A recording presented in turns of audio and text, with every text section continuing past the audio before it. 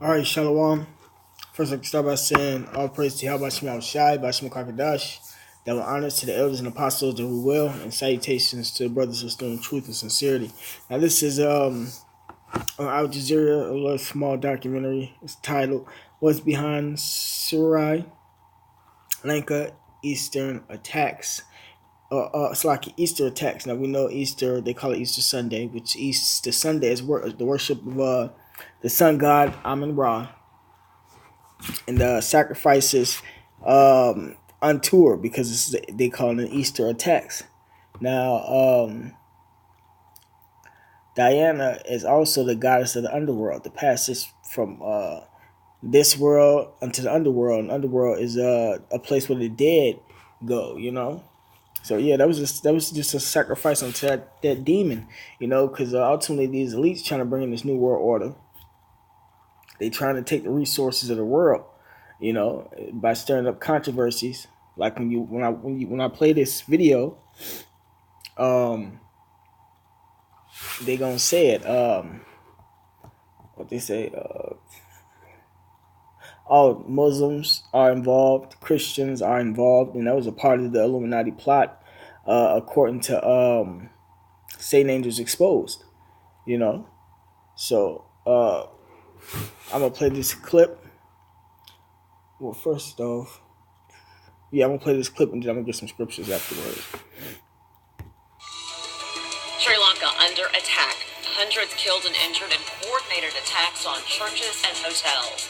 What does it mean for this country that is still recovering from a long civil war? This is Inside Story.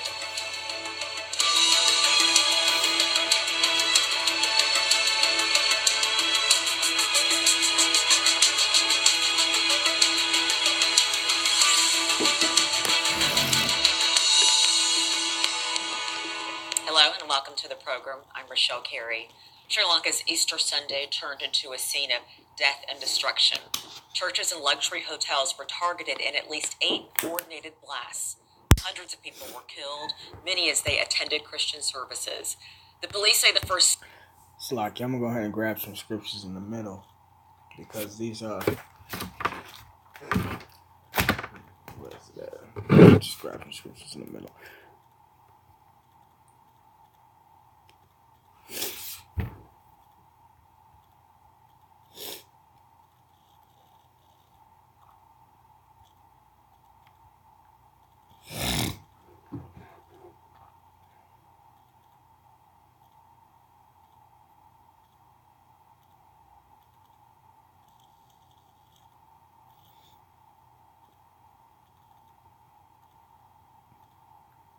This second Ezra chapter 8, verse 50.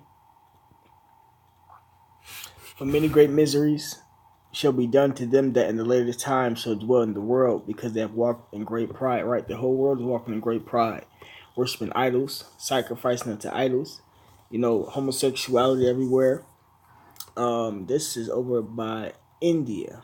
This place right here is somewhere over by India and whatnot. And we know India, I think they went not public, but they start letting homosexuals get rights or something to that effect with some homosexuals or some lesbians. I can't think of it right about now, but yeah, all this is close, and the whole world is doing it. Esau pushed out his wine, his philosophies. So the Lord is judging the world, like He said, and what they're going through is miseries, man. These people are in straight sorrow, miseries. They got civil wars going on in their country.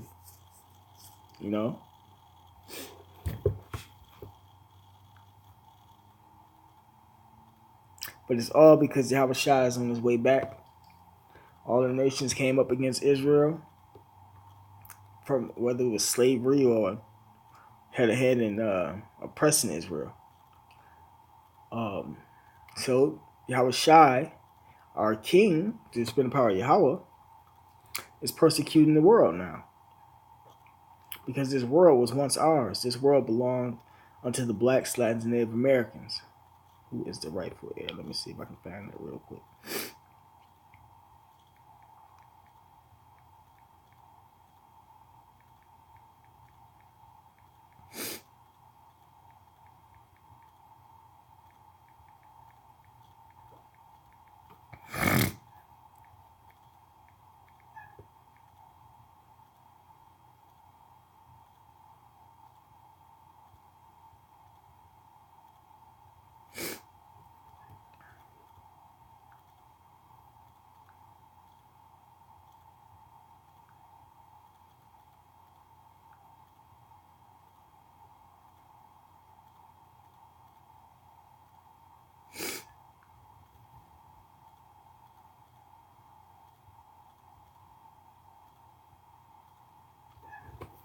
This is a good one. This second Ezra chapter 6, verse 54. And after these, Adam also, whom thou madest Lord of all thy creatures, of him come we all.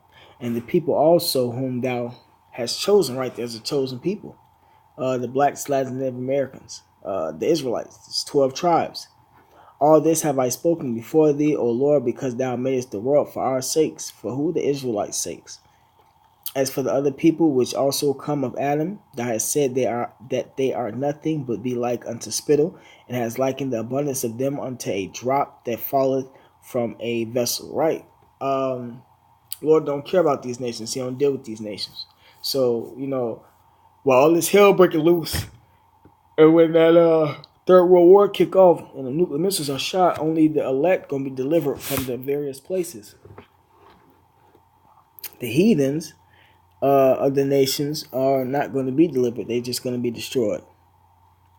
It says, and now, O Lord, behold, these heathen, which have ever been reputed as nothing, have begun to be lords over us and to devour us. Right? And all the nations had a hand in either oppressing us or ruling over us. And Esau is the top ruler right now. But we thy people whom thou hast called thy firstborn, they thy only begotten and thy fervent lover are given into their hands. Right, we in Esau's captivity right now. If the world now be made for our sakes, why do we not possess the inheritance with the world? How long shall this endure? Right, because we have another kingdom, a kingdom that is going to be ruled in righteousness, and it's only going to endure until the Lord take Esau out of the way. We got the elect that has to be sealed. We got prophecies, furthermore prophecies that need to come to pass. But it's on its way. So this next scripture is Second Ezra. Nope, not Second Ezra.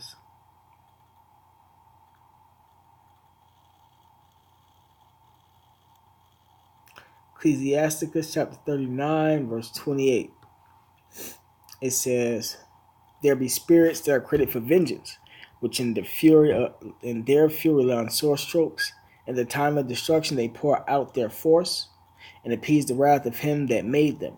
Fire and hail and famine and death, all these were created for vengeance. Right, so a lot of these people were destroyed by spirits that was created for that purpose. It says teeth of wild beasts and scorpions, serpents, and the sword, punishing the wicked to destruction. They shall rejoice in this commandment, and they shall be ready upon earth when need is. Right, upon earth. So these angels, these spirits, are all over the earth, waiting to execute judgments. And when their time is come, they shall not transgress his words. So ultimately, even though Esau and these other nations are worshiping these idols and sacrificing unto them to get their agenda passed, it's still of Yahweh Shema Shai, because the ultimate agenda is to give the world back to who? Yahweh Shai first. Yahweh Shai, and the Lord's people, starting with his elect. So 6 explosions happened in one wave. 2 more came hours later. They took place in the heart of the capital, Colombo, in cities of Negombo and Patikoloa. A curfew has been imposed and major social media networks blocked. Attacks are the worst since the South Asian country's civil war ended in 2009. Sri Lanka's prime minister has vowed to take severe action against those responsible. Nil Fernandez reports from outside one of the churches attacked in Colombo. Tragic scenes outside the locations hit by multiple explosions here on Easter Sunday in Sri Lanka. Just behind me, the St. Anthony's Church, which had been packed with believers during the Easter Sunday Mass, and now many of them lying in body bags, basically stretched out outside the church. There have been some heart-wrenching scenes as loved ones try to find out where missing family members are. There were at least 2 women who came clutching their mobile phones with pictures, giving them to workers who are bringing the bodies out to try and say, please, can you see if this person is among the dead, because we can't find them anywhere else. These kind of scenes repeated in the 2 other churches also hit by the explosions here in Sri Lanka, and also the hotels, the scene of further carnage. all the three explosions in the top Colombo hotels, targeting the restaurants, obviously busy on Easter Sunday at brunch, where many of the guests ended up getting injured, and there were quite a few fatalities. Now, the government has imposed an immediate police curfew island-wide. That curfew initially was due to kick in from 6 p.m. till 6 a.m., but given the situation where we heard more explosions being reported, the government brought in that curfew, brought it with immediate effect. We're also hearing that in the suburbs, Colombo suburb of Dematogoda, there was an explosion in a housing complex. Details still very sketchy, but apparently the law enforcement authorities were checking out a tip-off from one of the flats when there had been an explosion, reports of a possible shootout, and reports that 3 police personnel were killed in that explosion. So the authorities still trying to get a handle on the situation, try and find out what is going on. Still very much uncertainty going on. We're hearing from the Education Ministry that schools which were on break and due to reopen on Monday will remain closed for a further 2 days. We're hearing that universities, it will be likewise.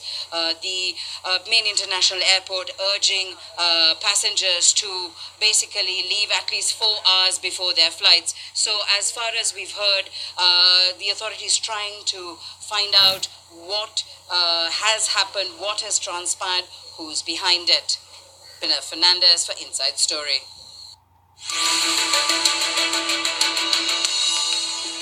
Let's bring in our panel now. Joining us from Colombo on Skype, Jehan Pereira, Executive Director of the National Peace Council of Sri Lanka.